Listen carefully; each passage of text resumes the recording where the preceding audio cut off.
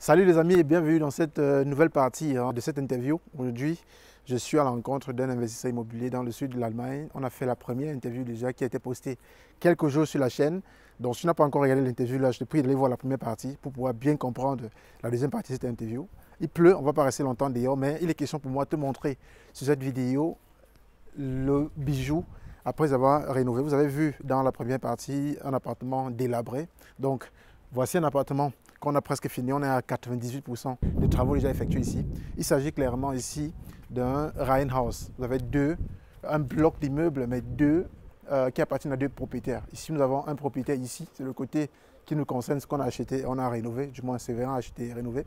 Et l'autre côté, c'est le voisin. Donc cette partie-ci a été rénovée. On va voir ensemble à peu près ce qui a été fait ici. Donc de l'extérieur, clairement la façade a été rénovée. Vous voyez simplement ici, on a refait la façade, ce qu'on appelle en allemand verputzen.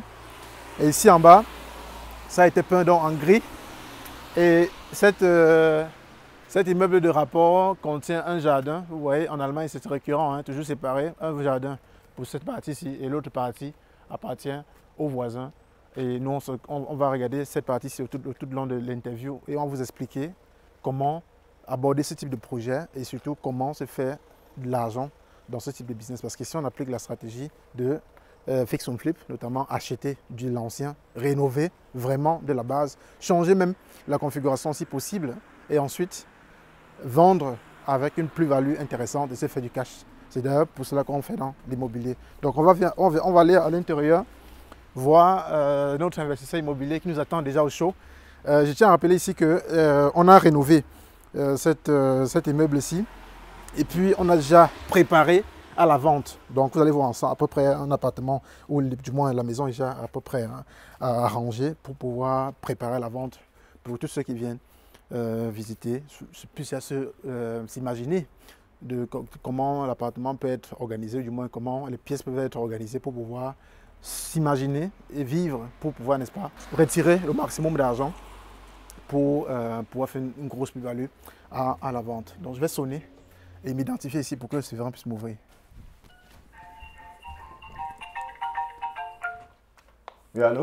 Oui, bonjour, Richard Allemagne. Franklin. C'est rentre. C'est ouvert, appuie la porte. Tout à fait. Voilà, donc la porte est ouverte. On va entrer et rencontrer Séverin. Bonjour Séverin. Ouais, salut Franklin. Il faut retirer ma bouche. Merci d'être venu. Salut mon gars. Plus. Ouais, bienvenue à Bayreuth. Ouais, cette fois-ci, il fait moins froid par rapport à l'ancienne maison. Il faisait très froid là-bas. Ici, c'est déjà aménagé. Ouais. Mais c'est vraiment, wow, c'est cool ici. Hein, c'est déjà aménagé. Dis-nous, c'est quoi le plan avec toutes ces choses que je vois déjà? Bref, déjà, bienvenue à Bayreuth. On est dans un Doppelhaushälfte. C'est une maison de 1927. Wow. Donc, il est acheté dans un état vraiment très piteux.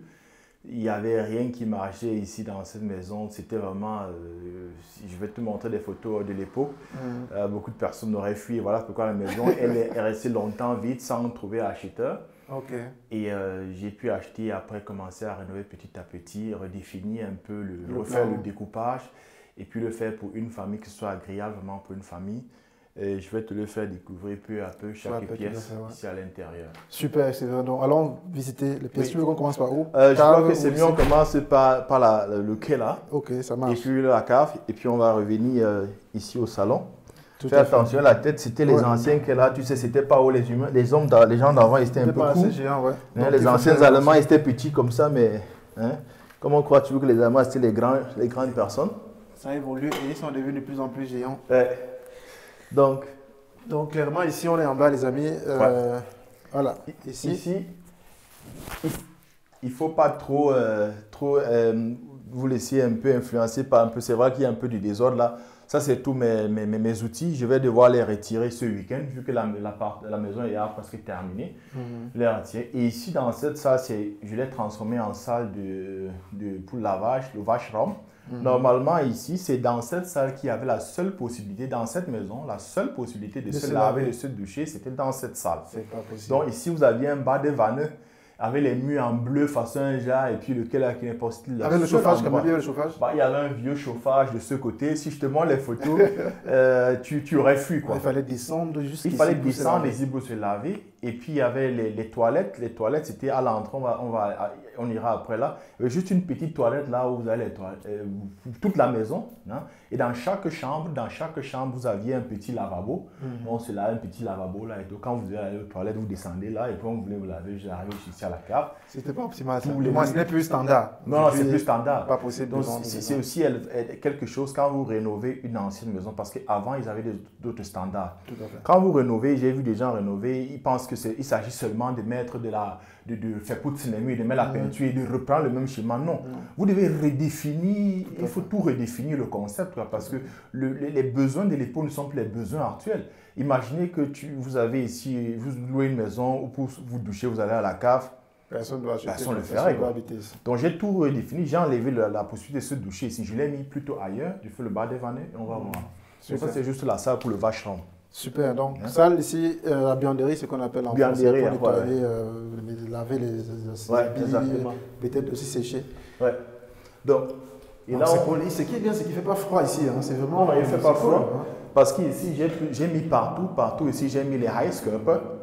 J'ai mis un peu de high scuppers que tu vois. Ici, les murs étaient vraiment humides. Si tu vois les anciennes photos, il y a le schimmel partout parce que les salles n'étaient pas chauffées. Ouais. Donc, alors pour éviter ça, j'ai mis les high scuppers partout et j'ai monté une nouvelle machine.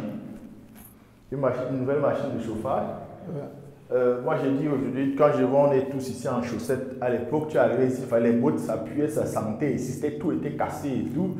Tu avais l'impression que tu entres ici, tu avais la merde jusqu'au niveau du genou. Et donc là, maintenant, j'ai tout zanir, ceci, les murs, le sol. Et là, j'ai remis une nouvelle machine, Violent, qui est assez moderne.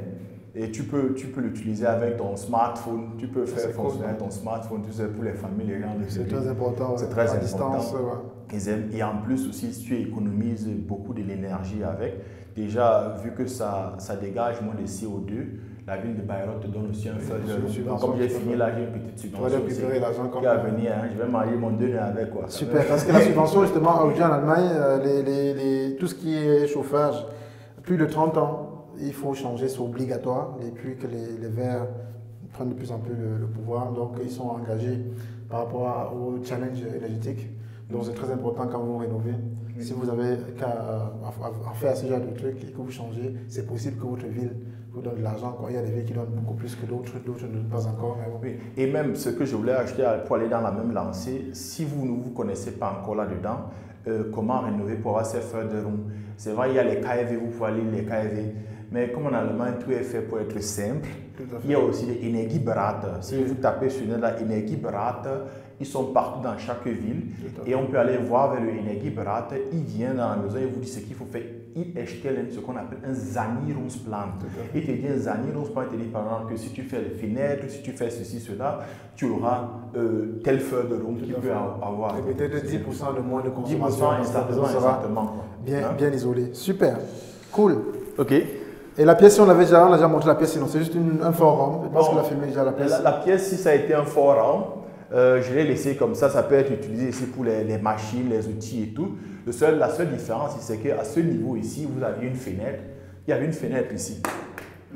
Et cette fenêtre, je l'ai condamnée parce que on va le voir au salon. En haut, il y a le salon. Et de ce côté, j'ai ouvert une porte au salon du salon pour donner accès au jardin extérieur. Parce qu'avant, c'était juste une petite fenêtre. Et donc, j'ai ouvert la porte et j'ai bâti un escalier ici. Et justement, cet escalier se trouvait directement au-dessus de la fenêtre. De cette fenêtre. Donc, après, j'ai dû condamner. Donc, voilà pourquoi quand tu tapes un peu, ça sonne un peu. Ah ouais, c'est un peu différent. Ouais. Super. C'est la différence. Mais ça va quoi. Il n'y a rien de spécial par ici. Cool. Donc là, maintenant, on va remonter petit à petit et puis on va voir. Faisons attention aux différentes salles à la tête. À la tête, parce que c'est. Donc, ce qui entre autres était ici refait, vous avez par exemple l'électricité qui a été refait complètement. Bon, je ne vais pas ouvrir là parce que ça a été bloqué.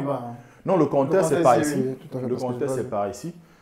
Là, vous avez le Tellerschrank et puis là, c'est tout ce qui a été refait. Là, on va regarder ici. Ça, c'est justement, je peux venir montrer là. Ça, c'était la seule salle où vous aviez les toilettes dans toute cette maison. C'était le seul endroit où vous avez les toilettes. Et je crois que si vous avez vu les photos, je t'enverrai les photos, comment c'était avant. tu montreras à tes auditeurs, je crois qu'il n'y a personne qui aurait voulu mettre son pied dans cette toilette. Tout était cassé complètement. C'était pas cool. On a tout le Disney. Et vous voyez justement ici, ce que je voulais attirer l'attention, c'est qu'à ce niveau, là c'est un Trockenbauwand. Ce Trockenbauwand, directement derrière, il y a toute la tuyauterie, parce que j'ai fait monter la tuyauterie de la cave pour créer une salle de bain maintenant en haut là. Parce que j'ai redécoupé et j'ai créé. Donc, vous avez toute cette tuyauterie qui passe par là. Si c'est vraiment bloqué, bon, je ne voulais pas tout fermer, j'ai dit que je voulais avoir un petit espace ici pour mettre un peu de fur. Mais là, derrière, c'est la tuyauterie qui passe. Ça sonne creux là. Tout à fait. Hein? Super. C'était un truc très important. Et quelque chose sur l'escalier, je veux que tu dises quelque chose sur l'escalier. Parce que vraiment, je vous assure, quand c'est vraiment envoyé les photos de ces escaliers à nu ou avant, et comme il a refait, vraiment, c'était cool. Je pense que c'est l'escalier, c'est très important. C'est quelque chose qui joue aussi un très grand rôle dans l'aspect de cette maison. Je t'enverrai aussi les photos, comment c'était avant. C'était pour moi, le bois a quelque chose de magique, hein, de très symbolique, de très naturel. Et donc, il était dans un piteux état, il avait des couleurs bleues bizarres, façon un genre. Et là, c'est moi qui ai rénové ces escaliers. J'ai essayé de faire par les handwerkers. Je me suis rendu compte qu'ils ne voyaient pas vraiment cette importance. C'était un escalier, quoi. Mais pour moi, qui est cette vision de l'objet et de l'utilisateur, comment il va voir, comment une personne externe, un utilisateur normal, un fébrauer le voit, je disais, il fallait qu'il soit vraiment spécial. Parce que cet escalier il est tellement massif. Et tu vois, il prend une grande partie de la maison. Parce que à quel étage vous avez cet escalier? Il faut vraiment faire attention à ce genre d'objet. Tu n'as pas à te louper là-dessus. S'il n'est pas bien fait, la personne qui entre, c'est la première chose qu'elle voit. Donc, ils ont pas fait ça, ça ne m'a pas plu. Et là, j'ai pris mes congés après, à partir du 25 décembre. Du 25 décembre jusqu'à pratiquement le 7 janvier, 7 ou 8 janvier, j'étais ici chaque jour en train de cogner, de bosser. Et puis, j'avais un ami qui m'a beaucoup aidé ici, qui est arrivé à Amel. Et puis, on faisait tout ça ensemble. Il me donnait des coups de main. Et puis, on a tout repensé et tout refait. Et là, c'est devenu super. Et là, il faut aussi le dire avec cet escalier, la personne qui a attiré mon attention dessus, ça, c'est pas à croire, mais c'est comme ça. C'est une dame qui habite dans le quartier, qui est passée et qui voulait savoir comment je rénove, si je pouvais lui envoyer mes handwerker, parce qu'elle a essayé d'entrer en contact avec et puis ça n'a pas trop marché. Je lui ai dit, ouais, je peux parler avec elle, me demander s'il rénove bien. Je lui ai dit, viens voir si tu veux voir. C'est une dame d'un certain âge où je dirais, elle n'a aucune idée du chantier, de comment on rénove. Elle ne sait même pas me poser des questions un peu, tu veux dire, de novice, quoi. Donc, je pourrais me dire qu'elle n'a rien à m'apprendre, mais dès qu'elle est entrée, et j'aime bien le faire venir des gens qui n'ont rien à voir avec l'immobilier, avec la rénovation, je lui dis, regarde, dis-moi comment tu trouves. Parce qu'eux, ils ont une autre vision. Tout à fait. Quand toi, tu es dans ton sujet, tu es un peu ce qu'on appelle, les Allemands appellent Fachidiot. Donc, tu ne vois plus rien. Tu es dans ton cadre. Alors, quand tu prends une utilisatrice comme celle-là, elle est venue, elle a regardé, et puis la seule chose qui l'a frappée, elle a tout apprécié, la seule chose qui l'a frappée, c'était vraiment l'escalier. Elle me dit, oh, quand je passe la main comme ça, c'est un peu rugueux et tout. Et puis, c'est pas trop... Ah, j'ai un peu, ouf, c'est vraiment, toi, tu as bossé. Donc, dès que les congés de Noël sont arrivés, mes congés de Noël, je l'ai passé ici, il faut voir le résultat. Super, super, Séverin. Et je pense qu'on va aller maintenant dans la pièce où on monte. Il faut bien qu'on monte et puis on revient ici. C'est mieux peut-être qu'on monte. Oui. Donc, montons. Ouais, on va monter et découvrir les autres pièces. Mais c'est comme les escaliers présidentiels, hein, il ne reste plus que le tapis rouge là. Ah, ouais, moi ça me plaît beaucoup. C'est vraiment stable, il n'y a pas de plec quand tu montes, c'est vraiment stable. Ce qui me plaît, c'est l'aspect du bois. Oui, donc, le bois, c'est du bois massif. On va entrer ici. Super. Ce qu'il faut déjà savoir, la maison était à décorer pour la vente, ça c'est du homestaging. Ouais. Hein? Donc ça a été décoré comme si... Il ne faut pas se tromper, je ne porte pas les vêtements de nana. Quoi, donc. Donc, la maison est préparée pour la vente parce qu'ici, clairement, dans le fix on flip. Ouais. Donc, le vendeur a déjà installé les choses pour que les potentiels acheteurs puissent s'imaginer de comment disposer les choses. Parce que quand vous vendez la maison en vide, généralement, il y a des gens qui ont du mal à s'imaginer on met quoi où. Mais quand c'est préparé comme ça. En fait, ça, c'est le homestager. Je travaille avec un homestager super sympa, un mec. Et lui, il vient décorer la maison. Parce qu'en fait, quand vous vendez une maison, les gens, comme tu l'as dit, ils ont parfois ils n'arrivent pas à s'imaginer ce fortune, comment ça va être. Et aussi, ça, il faut le dire, ça vient d'un principe, c'est il faut réveiller les émotions de l'acheteur. Parce que quand vous avez réveillé ces émotions, il est aussi prêt à acheter rapidement votre bien sans réfléchir. L'émotion, c'est quelque chose, quand j'achète, j'évite l'émotion, il faut être moins émotif, il faut beaucoup plus être rationnel et enlever vraiment l'émotion, penser vraiment, ça a des chiffres et tout, ça doit passer. Mais ça, c'est à l'achat. Mais quand moi je vends, je veux des gens qui sont émotifs. Donc, et voilà pourquoi on crée ça là avec, en faisant un peu du home staging pour que les gens puissent imaginer comment ça peut être, comment ils peuvent placer les meubles. Et là, vous êtes sûr que là, avec le home staging, vous avez généralement, les gens sont prêts à payer même beaucoup plus que si la maison était peut-être vide. Que si la maison était vide, quoi. Hein? Super. Ben, ça révèle les émotions et surtout les nanas. Parce que comme on sait ici en Allemagne, c'est la femme qui a la caisse. C'est le monsieur qui a la caisse. La femme qui décide. C'est la femme qui a la clé de la caisse. Donc, quand la femme arrive, elle voit, elle dit, wie schön und so weiter. Et le mari dit que nee, das kostet so viel. La dame dit, tu vas ouvrir la caisse. Il va ouvrir la caisse. Et finalement, c'est la femme qui. C'est comme ça, non? C'est finalement comme ça, ouais. Ouais. Super. Moi, j'aime bien la vue-ci. Quand tu sors directement de la chambre. Ouais. Attends, peut-être le photographe va filmer justement. Quand tu cette vue-ci de la chambre, par exemple, de l'extérieur, ça fait vraiment ouverture d'esprit. Tu vois, ici, c'est vraiment ouvert, là, c'est cool. C'était une petite fenêtre. Là, moi, j'ai voulu avoir une grande fenêtre. Ah, là, tu as mis la grande fenêtre. Oui, la grande fenêtre pour que ce soit beaucoup plus... ouais, c'est sympa. Et surtout, c'est les parents, ils ont une grande chambre. Tout à fait. Ils ouvrent ici. Ce que je voulais attirer l'attention encore, ce que je voulais dire, cette chambre, en fait, n'était pas grande comme ça. Il y avait un mur ici au milieu. C'était 2 petites chambres. Le mur qui traversait là. Oui. En fait, c'est qu'il y avait un mur qui traversait ici. Il y avait un mur là, juste là, et qui divisait cette chambre en deux. Donc, vous avez cette petite chambre. Et après, pour entrer dans l'autre chambre, si vous avez une porte, il y avait juste une porte là. Hein? Il y avait juste une porte ici au couloir. Une seule porte. Et avec cette porte, vous aviez accès à cette chambre et qui allait à l'autre bout. Donc, c'était tout. Et là, c'était un peu pour moi difficile d'imaginer qu'est-ce que je vais faire ici. Si j'ai fait 2 petites chambres, qui peut rester dans ces 2 petites chambres? Si c'est les parents, aujourd'hui on aime des grandes chambres, il faut l'armoire, il faut telle chose et tout.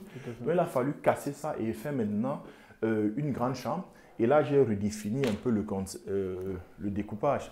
Super. Là ici j'ai préféré mettre un peu ici ça c'est pour ouvrir la porte en bas. Tu stationnes, c'est bien pour les parents et tout, ils n'ont pas à descendre, courir et donc tout. tu peux ouvrir d'ici et du bas aussi. Bah oui, tu peux ouvrir du bas et si tu peux voir qui est devant la porte, si quelqu'un sonne, tu vois, c'est peut-être quand tu as sonné, c'est là où tu m'as vu là. Ouais. Et après, exactement, tu le fais, c'est pour les parents pour qu'ils n'aient pas à courir. Tout à fait. C'est les petits gadgets, mais ça fait beaucoup de choses. Ça porte beaucoup d'effets, ouais. Voilà. Donc, là, ici, c'était la seule porte qu'il y avait à cet étage. Donc, ici, vous entrez là et puis tu avais la possibilité d'aller dans ce sens-ci. Et c'était la chambre là. Hein? Ça allait comme ça et puis ça aussi allait de ce côté. Hein? Et bon, là, moi, j'ai décidé de créer un bureau ici. Parce que bureau, home office, c'est très important. Tu vois, le home CJ, il a décoré, il a mis même le laptop là et tout pour que les gens s'imaginent comment ils peuvent être assis ici, faire le home office. Cette fenêtre n'était pas là. Cette fenêtre n'existait pas. C'était un mur. Je vais t'envoyer aussi les photos là, donc j'ai cassé. Oui, j'ai cassé et j'ai dû créer une fenêtre ici. Ça n'existait pas à l'époque. Parce qu'il fallait une fenêtre, c'était une salle toute noire. Hein. Donc là, il y a des gens qui seront ici, ils auront la possibilité de faire un bureau, ce qui est très important pour nous à l'époque, home office, ou bien s'ils ont un bébé et tout, ils peuvent se dire, on transforme ça comme qui est le bébé Tima et tout, le bébé Tima. Bon, c'est ça. Avec quel Tima, ça va dépendre de... Pour échanger l'enfant, si l'enfant fait le sel. Cette porte, moi je l'ai créée, il n'y avait pas cette porte-ci. Donc je l'ai créée, j'ai divisé, et en fait, c'est ici donc que j'ai mis le bas de Tima. C'est toi également qui as donné les dimensions entre les deux portes ici. Hein?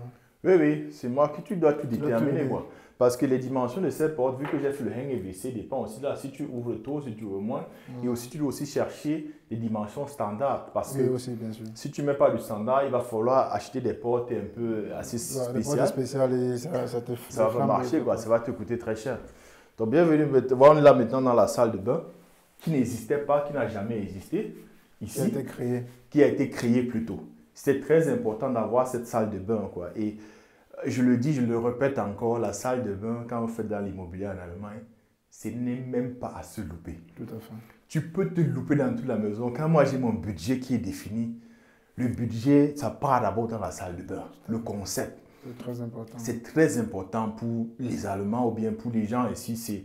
Il ne s'agit pas seulement d'une salle où tu vas te laver et puis tu ressors, mais c'est un Erlebnis. Hein? Et entre autres, c'est comment tu agences d'ailleurs les carreaux et tout, comment tu fais. Bon, ça on a décidé de faire comme ça, c'est mon épouse qui fait souvent le design et moi je suis seulement là pour casser.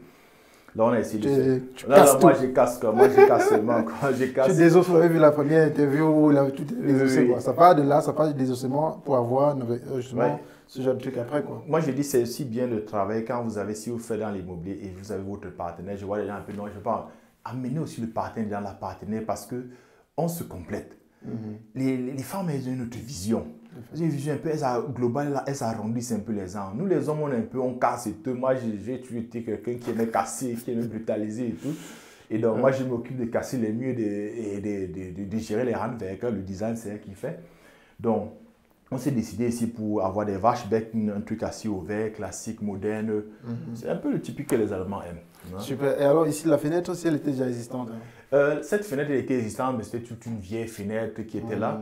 Et là, c'était par là même, c'était une vieille fenêtre. J'ai tout commandé, de nouvelles fenêtres. Toutes mes fenêtres, moi, je les fais venir de Pologne. Parce qu'en Pologne, vous avez les très bonnes fenêtres et les bonnes unités de production, c'est en Pologne. Et puis, j'ai mes gars avec qui je travaille. C'est vrai, je peux aller prendre les produits là-bas de Pologne, mais aller là-bas, gérer ça et s'en sortir, c'est encore notre stress. Je préfère prendre, j'ai un mec avec qui je travaille, il vient, il me mesure ça. Je dis, tu mesures, je te paye, tu commandes, après tu viens monter. Parce que si toi tu mesures, tu commandes, ça vient, ça ne passe pas, c'est ton problème. Si lui il a mesuré, il va se démerder pour que ça passe. Tout à fait. Hein? C'est un peu ça. Super. Et le chauffage également, on voit que ça c'est ce type de chauffage aussi, pour pouvoir mettre des serviettes là-dessus. Oui, ça c'est le chauffage des serviettes. En fait, ça c'est beaucoup plus de l'esthétique. Hein? Parce que quand tu es là, tu vois le chauffage des serviettes, vous avez la toilette ici. Mais le vrai chauffage qui donne un peu de chauffage dans la salle, c'est ce qui donne le chauffage dans la salle, c'est ce chauffage ici, quoi. Hein? C'est ceci. Ah, celui-ci n'est pas allumé. Hein. Non, il est allumé, je peux l'allumer. Tu peux l'allumer si tu veux. Mais il est fonctionnel quand même, non? Il est fonctionnel, non, fonctionne. Il est fonctionnel. Il est fonctionnel. Je suis un qui n'est pas fonctionnel. Tout à fait. Hein? Super, super. Donc là, maintenant, c'était beaucoup plus l'étage des parents. Comme tu as dit, je considère à l'étage des parents. Finalement, tu as toujours un étage pour les parents, tout est privé. Et ensuite, le reste pour les enfants. Je pense que peut-être tu peux l'adapter. Vous également qui écoutez cette vidéo, c'est pas une idée pour vous. Déjà, vous avez tout votre oise, quoi. Oui, tu sais, il faut savoir toucher l'émotion des personnes. Et qu'est-ce qu'on veut aujourd'hui, les parents? Ils veulent de l'espace, ils veulent leur espace et ça doit être grand. Hein? Et donc, voilà pourquoi je fais attention un peu à cela. Donc, ici, à l'étage, j'ai dû crier, vu que j'ai redéfini les chambres en bas, j'ai découpé, il a fallu avoir aussi 2 chambres ici. Donc, j'ai dû redéfinir le redécoupage. En fait, ici, à cet étage, il y avait juste une seule pièce, une seule chambre, parce que l'autre pièce qu'on va voir tout à l'heure, c'était seulement un klein Abstellraum. Bon, ici, j'ai dû séparer les 2 pièces comme ça. J'ai fait là, après ça, c'est l'autre pièce. Et là, j'ai créé une pièce pour moi, c'est pour les enfants. Les enfants sont à l'étage. Mon home stage là est décoré un peu comme pour les bébés. Tout à fait. Mais bon, si l'enfant grandit, il peut avoir un lit ici plus grand. Il peut avoir un lit ici plus grand, oui. Hein? Surtout quand si on parle de familles, les Allemands, les petites familles. Oui, oui. Vous avez des enfants. Imagine un peu ça, c'est un bien qui est typique, qui est bien pour une famille typique allemande. Oui. Une famille Mustermüller, comme ils aiment souvent dire là et tout. 2 enfants. Ils ont 2 enfants, mari, la femme et tout. C'est super, ça suffit quoi. Largement suffisant. Non? Donc, quand tu connais leurs besoins, tu es capable adaptes également, tout à fait, la rénovation c'est là. Non, exactement, parce que tu dois savoir connaître le besoin de la personne et adapter ta clientèle et tout ça. Ouais. Tu connais le proverbe allemand qui dit que dem Wurm muss dem Fisch schmecken und nicht dem Angler. Donc, la pâte doit être bonne, le verre de terre doit être bon pour le poisson, et non pour le pêcheur. Non, pour le pêcheur, c'est clair. Donc, tu dois connaître le goût du poisson et en fonction de cela, la prêter. Donc, ici, là, c'était juste, il y avait un mur comme ça, qui venait comme ça et qui se refermait là. Donc, ça suffisait. Ça, c'était l'autre chambre, comme on a vu, on était là. Et donc, vu que j'ai redécoupé, j'ai cassé ce mur. Donc, j'ai créé une autre pièce ici. Et là, à ce niveau, j'ai dû habiller ça. En fait, ici, vous avez un balcon pour soutenir la charpente de toit en haut qui du bas vers le haut, qui montait là. Et puis, il y avait ici un autre gros balcon qui descend comme ça. Bon, je me suis entretenu, mais handwerk, il dit qu'est-ce qu'on fait avec ça? Il y a un handwerk qui vient me dire que ce balken qui descendait comme ça, c'était seulement un stutz. C'était pour soutenir le truc central, que l'autre on peut enlever. Les gros morceaux de bois là. Oui, l'autre qui descendait, on peut enlever, c'est pas un problème. Ce qui est important, c'est ceci. Bah, il dit, mon coco, tu touches rien ici, parce que cette maison est depuis 1927. Elle est stable. Et donc, je ne sais pas, même si ce n'était pas important, tu ne sais pas comment les deux bois se sont mariés à le temps, tu enlèves ici, non, tu ne vas pas toucher à ça. Et donc, j'ai eu l'idée de créer, de fermer ici complètement avec le Trockenbauplatte. Parce que la psychologie de l'homme, quand on regarde, on aime voir vraiment les clairs canteux. Quand tu vois un peu les trucs comme ça, tu as l'impression que c'est petit. Alors quand c'est bien fait et tout, tu ne sais pas. Donc on a dû habiller ça, comme vous voyez. Et là, de ce côté, j'ai créé une petite pièce pour enfants, une cachette pour enfants. Vous avez pour les enfants, peut-être tu peux venir voir par là. Petite cachette. Ouais, petite cachette. Ça, c'est super pour les enfants. Ils aiment bien les trucs pareils. Et puis le home stager, lui aussi, il a compris un peu où je voulais en venir. Et puis, en fonction de cela, vraiment décoré ça. Ça, c'est le petit lit pour enfants avec ses petites bottes. Et puis, lui a fait un petit nounours qu'il a mis là-dessus. Donc, vous voyez, moi, je te jure, dès que les acheteurs vont arriver ici, généralement, quand la femme arrive, elle entre voir ça, elle s'imagine à son petit Lucas ou la David, hier schläft. Et puis, là, tu n'as plus rien à lui dire, elle ouvre directement. Elle demande à son mari d'ouvrir la caisse, quoi. Tout je à vais fait. baisser le chauffage un peu. Super, mais ici, dis-moi un peu, c'est vrai, ici, le morceau de bois, c'est toi qui l'as mis? Oui, le morceau de bois, la fenêtre était déjà là. Le seul truc que j'ai fait, c'est que j'ai repeint. Pour que ce soit un peu plus frais. Ok. La fenêtre, tu l'as laissée, hein? Oui, j'ai laissé la fenêtre. Elle est fonctionnelle, elle est bonne. Moi, je n'ai pas touché à ça, j'ai juste repeint. Et ici encore, peut-être tu peux passer comme ça. Mais là, c'est toi qui as fait tu as fait ce démon, tu as isolé. Ça, c'était déjà isolé. On a ouvert et puis on a vu que c'est isolé. On a dû seulement remettre encore bien à top et tout ça. Mais c'était déjà isolé. Et ici, là, tu as en haut, tu as encore qui va en haut, tu vois, avec une autre fenêtre par là. Et tu as encore un espace en haut pour acheter le camma et tout ça, quoi. Ah, oui, avec les schranks là-bas et tout ça. Et puis c'est déjà isolé. Bon, super, top, ça suffit. Donc tu vois, il y a assez d'espace dans Il y a assez d'espace. Je pense que pour une famille, et puis même 3 enfants, c'est bon, il n'y a pas de problème. Non, il peut vraiment s'en sortir ici, quoi. Mais c'est à eux de voir, quoi. Super. Ok, là maintenant on va descendre au Erdgeschoss. On va descendre, ouais. Ouais, on va redescendre. On va jeter un par ici. Tiens la porte. Laisse ça, je vais refaire après. Ouais. Là, maintenant, on va au rez-de-chaussée, les amis. Dans tout ça que tu vois, si tu vois les anciennes photos, c'était totalement pourri. Il n'y avait plus pas grand-chose là. Et la maison aussi, elle a un gartenhaus. C'est là derrière. Et puis il y a le garage qui est juste là devant. Bref, j'ai aussi arrangé le garage. Il est super bien fait. J'ai aussi aménagé le garage. Là, tu as mettre la peinture sur le garage? Le garage, j'ai mis la peinture sur les murs. Le sol. L'extérieur, oui. En fait, ici, ce n'est pas seulement la peinture que j'ai fait. J'ai dû faire putzen. Tous ces murs ont été faits putzen parce que c'était vraiment déjà, le putz tombait déjà. On fait putzen avec le gewebe. Ça a été tout fait putzen. Après, on a mis la peinture. Le garage, j'ai refait les murs du garage et puis j'ai fait le sol aussi au garage. Bon, il fait un peu trop fort, on va pas sortir. Bien sûr, on va sortir. Ouais. Ceux qui ne savent pas, faire putzen, c'est juste écrépiller les murs. Hein. Ouais. Donc, c'est le jargon immobilier. Donc, on a fait un investissement immobilier. Donc, les amis, comme je vous l'ai dit, si vous voulez vous lancer en immobilier, c'est le moment. C'est ce qu'on doit faire dans la diaspora. C'est que on a appris ça ici en Allemagne. Tout à fait, non, c'est bien. Pour gagner l'argent, c'est bien d'apprendre aussi dans le jargon direct. Ouais. C'est ça, quoi. Quand tu causes avec les artisans que... Tu sais, le mot artisan, c'est de chez toi que j'avais appris ça. Moi, tu dis handwerker ou bien je les appelais Masayo. Bon, là, on vient maintenant dans la pièce centrale de la maison, le salon. Tout à fait. On entre au salon. Tu as déjà mis tous tes appareils. Fais attention de ne pas tomber là. Fais attention au fil. En fait, le salon, il est super. Il a été... Il a aussi refait complètement. Pour moi, le highlight ici, c'est en fait... Moi, je dis, quand vous faites dans l'immobilier, vous êtes là pour résoudre des problèmes. Tout à fait. Et mon argent, moi, je dis, je gagne mon argent parce que je résous des problèmes. Et tu vas toujours te mettre dans la tête d'une famille, qu'est-ce qui est pratique pour la personne. Dans cette mesure, il y avait un problème. Quand j'ai fait la visite, le premier jour, ça m'a frappé à l'œil. Tu avais directement ici, c'était juste une fenêtre. C'était une fenêtre ici, le reste en bas. Et donc là derrière, si on regarde bien, là derrière, il y a un jardin. Et donc j'ai fait des essais. il y a un jardin derrière. Et donc, comment avoir accès au jardin? Ce que je me suis rendu compte, en fait, c'est que tu peux regarder à partir d'ici, la porte s'ouvre là.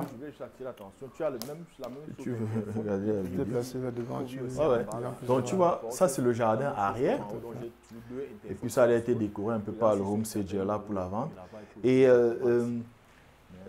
ce que je me suis c'était décoré et nettoyé. Ce que je me suis rendu compte, c'est que pour avoir accès à ce jardin, je me demandais, mais comment on fait pour avoir accès au jardin? Et c'est là où ils me disent que non, pour avoir accès au jardin, on sort. On sort de la maison. On sort de la maison, on contourne, on passe par la rue là, et puis on vient entrer par là derrière. Mais il dit, mais c'est pas pratique. Donc ça veut dire que ce jardin arrête, ça ne sert à rien. Vous avez un beau jardin, les gens lui font le grill. Il faut toujours qu'ils sortent avec la bassine de grill, ils tournent là-bas, ils viennent comme ça. Là. Donc alors je dis, la première des choses que je vais faire, c'est que je vais ouvrir ce mur. Donc j'ai ouvert ce mur, j'ai créé, donc j'ai mis une fenêtre là, et donc j'ai fait mes escaliers ici. La conséquence des escaliers, c'était comme je t'ai expliqué. Il fallait fermer la fenêtre. Mais c'est pas grave, parce qu'on ne pas. Mais bon, ça donne quand même. Super. Donc maintenant, on a vu le salon, on va voir la cuisine. Et dans le salon aussi, ce que je voulais juste attirer l'attention, tu as la même chose, l'interphone pour ouvrir aussi en bas la porte, la même chose comme en haut. Donc j'ai toujours deux interphones stations. Les gens, s'ils sont ici à terre, ils n'ont pas besoin de courir là-bas pour ouvrir directement ici. Ça, c'est très pratique pour les familles. Vous avez ici, ça c'est pour gérer le Heizung, que tu peux jeter le Heizung ici sans avoir à descendre à la cave si tu veux maintenant le faire manuellement. Ou bien peut-être tu le fais avec ton smartphone.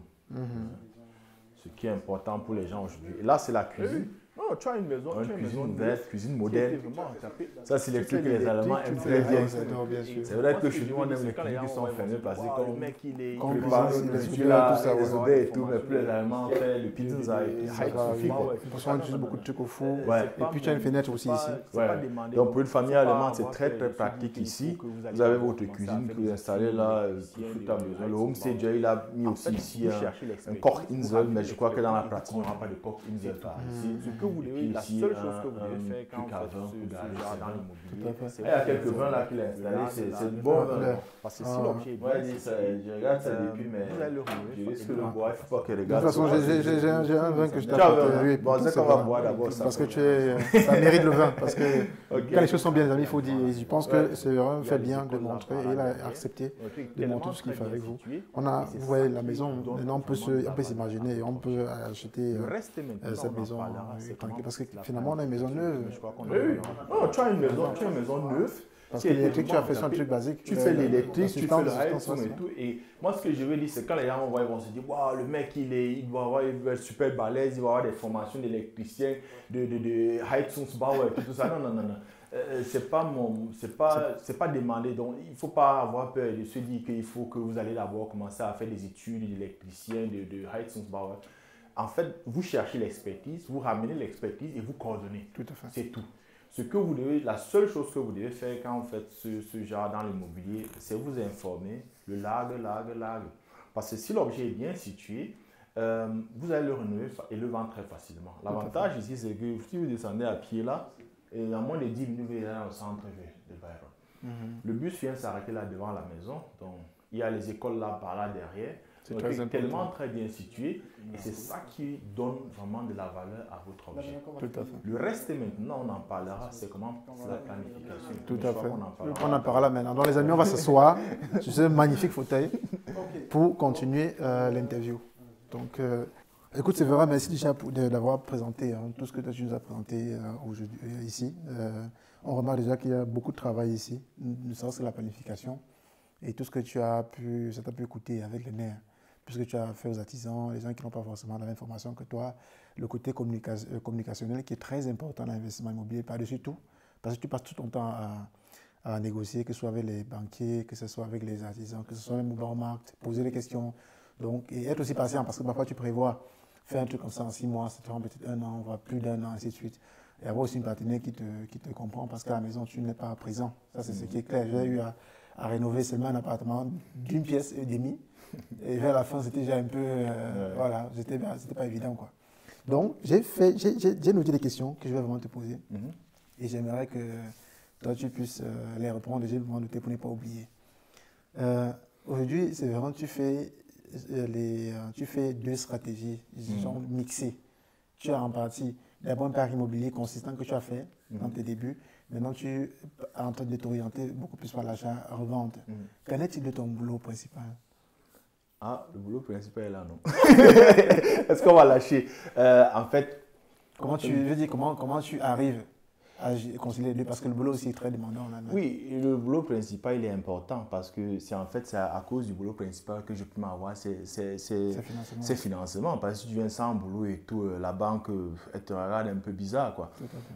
Donc, le boulot, c'est important, bien que je ne sais pas combien de temps je vais encore tenir avec le boulot principal. Parce qu'à un moment, quand vous atteignez un certain niveau, tu comprends qu'il faut te décider. Tu peux pas poursuivre 2 livres à la fois. Mais pour un départ, c'est très important d'avoir les deux, au moins pour payer les factures, pour payer l'assurance et tout ça. Mais ce que je veux aussi ajouter là-dessus, c'est que quand vous commencez à investir, vous commencez à optimiser le temps. Vous commencez à voir la valeur du temps. Et ce n'est pas dit que dans le boulot principal, j'ai une perte de performance. Non, mes performances sont bonnes dans le boulot principal. C'est pourquoi? C'est parce que vous ne perdez plus le temps pour n'importe quoi. Tu te dis, ok, j'ai le boulot principal, j'ai 8 heures ici et je dois vraiment être effectif dans 8 heures, ça compte parce qu'après, j'ai autre chose à faire. Tout à fait. Et donc, c'est là, subitement, tu es surpris de voir que ta performance me monte. Les résultats sont, tu es beaucoup efficient. Parce qu'il y a souvent, tu es ce boulot-là, bon, normalement, tu pouvais rentrer à la maison, aller photos, mais bon, tu restes, tu traînes, tu bois un café en 20 minutes et puis tu regardes le PC d'abord et tout. Mais quand tu commences à investir, tu es beaucoup plus effectif, tu donnes de toi. Bon, et aussi, c'est une question d'organisation. Et quand tu comprends l'importance de ce que tu fais en parallèle, l'investissement, et tu comprends l'importance de ton boulot principal, bah, tu commences à voir comment tu vas manager tout ça, quoi. Super. Maintenant, tu as fait pendant longtemps, plusieurs années, la stratégie de buy and hold. Tu as acheté les appartements, tu rénovais en partie, d'autres tu achetais peut-être avec locataire à l'intérieur, mais tu ne vendais pas. Tu les mettais en location, tu générais ton cash et tu continuais ton chemin, quoi. Maintenant, tu as envie d'acheter, tu rénoves et puis tu vends. Pourquoi la stratégie Fix and Flip maintenant? Oui, il faut savoir que quand on investit dans l'immobilier, il y a l'un des problèmes des investisseurs du buy and hold, c'est le cash. Parce que c'est vrai, quand tu achètes, la banque peut te financer tout, mais il faut aussi avoir du cash. Il faut qu'il y ait du cash, qu'il y ait du cash quelque part. Il ne faut pas avoir trop de cash.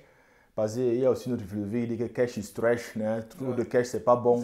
Et tout, donc il faut avoir ça. Et imagine par exemple que la banque ne veut pas te financer les Kaufnebenkosten. Donc si tu as 100 000 euros d'un appartement, les Kaufnebenkosten chez nous ici au Bayern, comme là, un peu les coûts qui sont un peu moins élevés que dans d'autres États, si tu as le makler, tu comptes à peu près 10% des Kaufnebenkosten. Et donc si tu comptes tes Kaufnebenkosten de 10%, ça veut dire que tu dois monter 10 000 euros. Imagine que tu achètes un appartement, tu as apporté 10 000 euros, tu as cotisé tes 10 000 euros, tu mets dessus. Après, tu as encore le deuxième appartement, tu as apporté 10 000 euros. Et puis, si c'est un appartement de 200 000 euros, ça veut dire que tu vas apporter 20 000 euros. Ben, fais un peu le calcul, tu vas te voir qu'à un moment, ça va être chaud, quoi. Donc, alors, il se pose le problème de comment est-ce que j'optimise donc comment est-ce que j'optimise mon capital. Et ouais, tu peux dire que j'épargne, je ne mange plus rien, mais moi, je ne suis pas un ami de cette stratégie d'épargne, de ne plus rien manger. Et je pense qu'il faut passer à une autre chose. Et pour moi, c'était le fix and flip pour générer du capital. Et je trouve le fix and flip, ça va vraiment aussi avec le temps qu'on vit actuellement en Allemagne. Parce qu'actuellement, en Allemagne, on a le problème que les taux d'intérêt dans les banques sont tellement très bas. Donc, les gens qui veulent investir l'argent, ils n'ont plus rien dessus. Et puis, tu as encore le Strafzins. À partir de 100 000 euros en Allemagne, tu paies du Strafzins. Les gens vont croire que 100 000 euros, waouh, mais comme qui a ça? Mais je vous dis que 100 000 euros, c'est rien pour les Allemands. Les Allemands, je les connais. Les gars viennent t'acheter les maisons, ils ont 200 000 euros dans les valises, ils t'apportent, bon, pas les valises, mais tu comprends ce que je veux dire, bas, quoi. J'ai mon banquier qui me dit dernièrement qu'il a 2 de ses clients qui a financé un immobilier de 700 l'autre de 600 000 euros. Il a dit, pardon, trouve-moi un truc seulement parce que je paie le négatif, je veux garder de l'argent, quoi. C'est tout. Il achète un truc et tout. Toi, quand tu viens discuter que non, c'est un peu cher, est-ce que tu peux un peu me baisser le prix? Lui, il vient te poser 700 000 euros. Donc, vous avez ce problème-là, et puis il y a donc beaucoup qui ont cet argent, qui achètent donc de ces trucs un peu bas.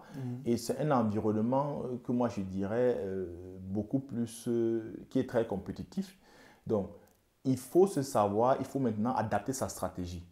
Et quand je vois ça, qu'ils sont prêts à acheter n'importe quoi, ça veut dire que si toi tu fais du fix and flip, tu prends, et aussi ils n'ont pas le time. Et puis beaucoup ici, ils n'ont pas cette énergie d'aller se frotter avec les handwerkers. Parce que le handwerker ici, personne ne veut le handwerker. C'est les mots de tête, quoi. C'est les mots de tête avec eux. Moi, je vous dis, on fera un jour un live. Tu peux t'entretenir même pendant une semaine sur mon expérience, les handwerkers, et puis comment les comprendre. C'est toute une science. Hein? Ce n'est pas pour effrayer les gens, on fait son expérience. Tout à fait, ouais. Et donc, les gens ne veulent pas se frotter avec les handwerkers. Ils veulent un truc déjà terminé, ils viennent, ils ne discutent pas. Tu comprends? Et donc, toi, quand tu es prêt, tu dis que, OK, je suis prêt à aller au shop, je suis prêt à prendre ça sur moi. Je viens et je vous offre une solution déjà finie. Et puis tu dis, je veux tant. Les gens, ils achètent sans réfléchir. L'argent, ce n'est pas un problème en Allemagne. Ils prennent, ils te donnent ce que tu veux. Donc, la stratégie de fix and flip, moi, elle est très importante actuellement. Mais je reste toujours à la base, un buy and holder. Il y a des objets que j'achète, je garde. Quand je vois que ça, c'est du long terme. Je vois des objets, j'achète, je mets de côté. Après, bon, disons, un objet, j'achète. Si j'achète 3 objets, disons dans le temps, 3 objets, 1, je garde, 2, je vends. Okay. Après, je vois en fonction de mon capital qui rentre, j'essaie aussi de balancer, de mixer parce que il faut aussi regarder avec les impôts comment tout ça tourne. Bien sûr, il faut tout maîtriser. Mais en fait, la stratégie, c'est aussi de générer du cash, d'avoir un peu de cash. Bien sûr. Ok, donc ça veut dire que c'est la motivation première. En parlant du cash, quelle est la marge qu'on peut se faire dans un projet comme ça, un projet réussi? Bon, tu peux parler en termes de pourcentage. Je vais éviter de donner des chiffres exacts. Ouais. Peut-être si un jour il arriverait qu'on fasse un workshop ou un séminaire, je parlerai vraiment ouvertement de mes chiffres, de mes marges et de tout. Je parlerai ouvertement. Mais en live comme ça et tout, je ne sais pas où ça va atterrir. Je ne vais pas le dire exactement, mais moi je dis quelque chose. Il faut, vous savez, quand vous rénovez comme ça, c'est du risque. Le risque est énorme parce que c'est vrai que je suis un passionné, j'encourage tout le monde à le faire, mais si tu ne fais pas attention, ça peut être la catastrophe pour toi. Ça peut te retourner contre toi, quoi. Et donc, plus le risque est élevé, plus aussi il faut que vous ayez la rentabilité soit bonne, quoi, parce que la rentabilité rémunère le risque. Tout à fait. Donc, moi, j'ai dit, il faut au moins avoir un 30% de marge. Un 30% de marge, c'est-à-dire un objet standard normal. Quand vous faites un truc pareil comme ça, il faut au moins que vous trouvez dans les 50% de marge, parce que les projets pareils qui te tirent sur un an, qui sont longs. Non, tout à fait. Tu vois un peu. Parce que là, on a tout refait, les amis. Oui. Et donc, tu vois à peu près 50% de marge et tout. Mais il faut le dire à la fin, si tu le fais bien, si tu as des handwerkers avec qui tu travailles et qu'ils font un travail propre, ce n'est pas de faire le moins cher, c'est de faire un travail propre, conséquent. Parce que quand vous faites un travail propre, il y a vous avez des acheteurs qui sont prêts à mettre le prix pour ça. Et le handwerker ne peut faire un travail propre. Le handwerker, quand il dit travail propre, il va peindre les murs, il va faire, mais le concept, c'est à toi de définir. Donc, ça commence déjà par toi. Si tu réussis à vraiment définir un bon concept, vous avez des Allemands, ils sont prêts à mettre même le paquet, à avoir même plus de 50% et tout, quoi. Bien sûr. Mais moi, je préfère, s'il faut le dire à la fin, moi, j'ai pu terminer, je préfère beaucoup plus des petits appartements, des objets, je peux dire quoi, des appartements que des maisons. Bon, c'est vrai que j'aime aussi attaquer les maisons, mais les appartements, c'est vite fait, ça tourne très vite. Hein? Tu peux te faire comme ça, un appartement, tu sommes avec 40, 50 000 euros comme ça, que tu fais vite fait. Et ça te donne l'argent, tu repartis sur d'autres. Oui, ça donne ça. Après, tu vas sur d'autres acquisitions et tout. Les gros projets, moi j'ai dit, les gros projets, il faut être vraiment, ça demande beaucoup. Il faut être sûr de ce que tu fais. Et aussi, tu attaques vraiment dans le Grundsubstanz. Un peu comme ici, là, j'ai attaqué l'électricité, le sanitaire, Heizung et tout. Et puis, là, quand vous commencez dans ce domaine, il y a la question du Haftungs, le Haftungsfrage. Haftungsrisiko, wer übernimmt das und alles. Et donc, il faut mieux prendre dans les appartements pour un départ que de prendre des maisons pareilles. Et aussi, comme ça dure sur le time. Comme ça dure sur le temps, vous avez, plus ça dure, plus le risque est élevé. Et regarde quand le matériel, les prix des matériaux explosent en Allemagne. En quelques temps, seulement de 50%. Tu avais calculé ce budget, après 50%, tu dois sortir encore dans ta poche. Si c'est un appartement, rénover un appartement, donc c'est vachement. Tu peux le faire dans la grande partie. Tu peux le faire tant même, et puis on te dit que bon, ça a explosé, bon, tu vas payer 10 000 euros en plus ou bien 20 000 euros en plus, ça c'est rien. Même tu parais, si tu te loupes, tu te trouves à payer 80 000 euros en plus, tu dois trouver de l'argent. Donc ça veut dire que d'après toi, quelqu'un qui veut se lancer dans le fix and flip, la stratégie pour commencer, d'abord c'est d'avoir les connaissances dans le domaine, Oui. prendre son temps. Il n'est pas question d'aller vite à les amis parce qu'on parle du long terme, ça peut se retourner contre vous. Il y a un effet de levier énorme en investissement immobilier. Vous pouvez exploiter à bon escient, mais faites aussi attention. Approchez-vous des personnes qui s'y connaissent. J'ai beaucoup de programmes sur l'immobilier sur la chaîne. Il y a Séverin que j'essaie de convaincre qu'il nous rejoint, mais bon, il est très occupé. On va voir. Je vous dis, il ne faut pas presser, hein, on va avoir le temps. Mais une fois qu'on a cela, tu conseilles également les appartements. Aujourd'hui, les prix de l'immobilier flambent sur le marché, les prix de matériaux également. Est-ce que ça reste quand même aujourd'hui en 2022 intéressant de faire du fix and flip? Oui, pour moi, ça reste intéressant. Hein. Et puis, je ne vais pas m'arrêter. Hein. C'est pas... Non, c'est clair. Là, la machine est lancée et tout. Et puis, c'est pas, je ne vais pas m'arrêter en si bon chemin. C'est parti. Je vais toujours rester dans. Je conseille à le faire, celui qui veut se lancer, d'essayer. Et comme tu l'as dit, pour essayer, il faut aller petit. Il faut pas brûler les étapes. Hein. Moi, je dis, prends un appartement. Celui qui n'a pas encore fait, prends un appartement. Amuse-toi dans l'appartement. Et comme je dis, du kannst nichts falsch machen. Tu ne peux rien faire de mal dans un appartement. Parce que tu as un peu peur là et tout. Dans l'appartement, c'est quoi? C'est fait peut-être à peine si tu fais l'électricité, le sol, les carreaux, et puis tu ne peux rien faire de mal dans un appartement. Hein? Mais si tu vas prendre une maison, pour toi seul, une maison, c'est là où il faut faire très attention parce qu'il y a beaucoup de choses qui tournent autour de tout. C'est toi qui gères tout maintenant. Dans l'appartement, tu as un Hausverwaltung qui gère tout. Il y a des choses que tu ne penses pas. Par exemple, ici à Bayreuth, vu que moi, je n'habite pas ici à Bayreuth, j'habite plutôt à Bamberg. Et là, je ne suis pas ici en hiver. Ici, l'hiver, c'est chacun qui doit nettoyer la rue. Parce qu'il y a la rue qui passe là. Tu nettoies ta cour, mais tu nettoies aussi la rue. Parce que si quelqu'un passe, il a neigé, il tombe là, il se casse, c'est ton problème. Donc, et là, il a fallu penser, moi j'ai fait comment? Soit tu cherches un service qui va venir t'enlever la neige chaque fois. Moi, je n'ai pas trouvé un et tout. Et puis moi, j'ai eu l'information de notre investor. J'ai pris un Haftpflicht-Eigentümer, au cas où quelqu'un se passait, tu feras, bon, il y a des fois où je suis venu, moi j'ai enlevé la neige, mais là, je suis déjà couvert. Tu vois un peu. Il y a encore de tes Versicherungen que tu prends le vol de bord de Versicherung que tu prends pour la maison. Il y a tout ce qui tourne tout autour. Et donc, c'est très costaud. Et surtout, tu joues avec des grosses sommes. Et le risque est très grand que tu fasses une erreur. Et surtout, le problème, c'est que quand j'ai vu des Camerounais qui ont fait ça, il n'est pas conscient qu'il est en train de faire l'erreur. Il n'est pas conscient qu'il est en train d'aller au trou, quoi, avec ça. Et c'est ça qui est grave. Parce que tu lui fais comprendre que, mon gars, le truc est mort. Le projet, il est pourri. Bats-toi. Mais tu vois, la personne n'est pas là. Et parce que aussi, il faut qu'il contrôle les handwerkers, il faut qu'il contrôle le travail des handwerkers. Il ne sait pas ce que c'est que le bon travail. Tu vois un peu, il va là. Voilà pourquoi moi je dis, quand vous commencez petit, grandissez peu à peu. Ce n'est pas un truc de concurrence. Il a fait, je vais faire. Ce n'est pas un truc que c'est une mode, c'est un hype. Franklin a dit qu'on peut gagner 100 000 euros, 200 000 euros. Il faut que je gagne ça le jour-ci et tout ça. C'est un truc d'aller petit et renseignez-vous beaucoup. Même moi-même qui suis à ce niveau. Je prends ma voiture, je monte en eau, je vais partout et tout. Je vais voir les gens qui font ça dans le même style que moi, qui sont un peu grands, que j'ai dit, waouh, je veux être comme lui, je veux aussi me renseigner.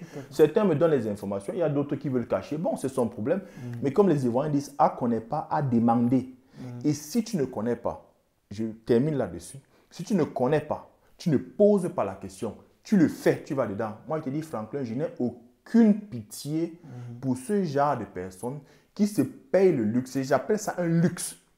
Parce que toutes les informations qu'on a aujourd'hui, sur le net, tu peux commander les livres, sur YouTube, si tu n'aimes pas lire, tu prends YouTube et tout, tu suis.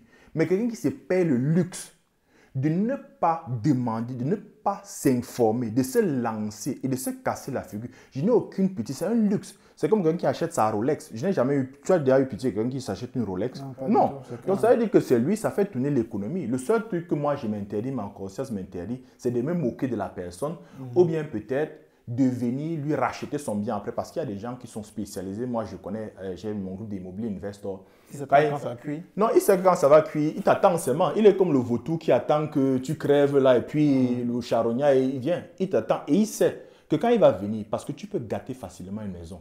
J'ai vu des cas parce que quand tu me le rends avec, si tu n'as pas un bon concept, c'est qu'il met là-dedans, il gâte. Donc c'est de l'argent, il monte mal, il te fait mal le dès qu'il te gâte la maison. La personne qui vient, il faut qu'elle repelle d'abord tout ça, enlever. Donc elle va te calculer, elle va te dire que ton prix, il faut enlever ça, et tu as gâté la maison et tout, quoi. Donc je n'ai terminé là-dessus, je n'ai aucune pitié, mais nullement aucune pitié, parce que pour moi c'est un luxe que tu te payes. J'encourage les gens à s'informer. Tout à fait. Mais à chacun de voir. Chacun doit savoir quoi. Il y a quelque chose que tu as dit la dernière fois quand tu étais sur la chaîne en live, tu parlais justement de financement que toi tu fais aujourd'hui à 130%. Beaucoup pensaient peut-être que bon, voilà, peut-être le premier immobilier peut avoir ce type de financement également. Mais d'après toi, quels sont les critères pour obtenir ce type de financement-là? Oui, ça il faut le dire. C'est vrai que les gens ont entendu ça, ils se sont dit waouh, ok, moi aussi je vais faire cette étude. Ça ne va pas marcher dès le départ. Ça va pas marcher dès le départ. C'est toute une machine avec le temps que j'ai construit parce que j'avais vu mes difficultés dès le départ et je me suis dit écoute, das muss anders laufen, il faut que je m'y prenne autrement. Financer 130%, c'est bien, mais c'est aussi dangereux. Il faut savoir, parce que plus surtout d'endettement, parce que quand on donne le crédit, ça doit avoir un Gegenwert. Un crédit doit avoir un Gegenwert. Voilà pourquoi je t'ai dit que je peux dormir calmement si j'ai des millions d'euros de crédit pour une maison, mais je ne vais pas dormir très bien si j'ai seulement quelques milliers d'euros d'un crédit de consommation parce que ça n'a pas de Gegenwert. Et donc, vous avez la maison qui a une valeur et puis vous avez le crédit qui va avec. Si vous achetez déjà très cher la maison, très cher, donc ça veut dire que vous êtes en dessus du prix du marché et vous voulez encore faire du 130% financier, ça va être difficile pour la banque d'accepter cela parce qu'elle voit qu'il n'y a pas de Gegenwert, il y a trop un découvert, le découvert est trop grand et puis vous avez un trop grand crédit sur la maison.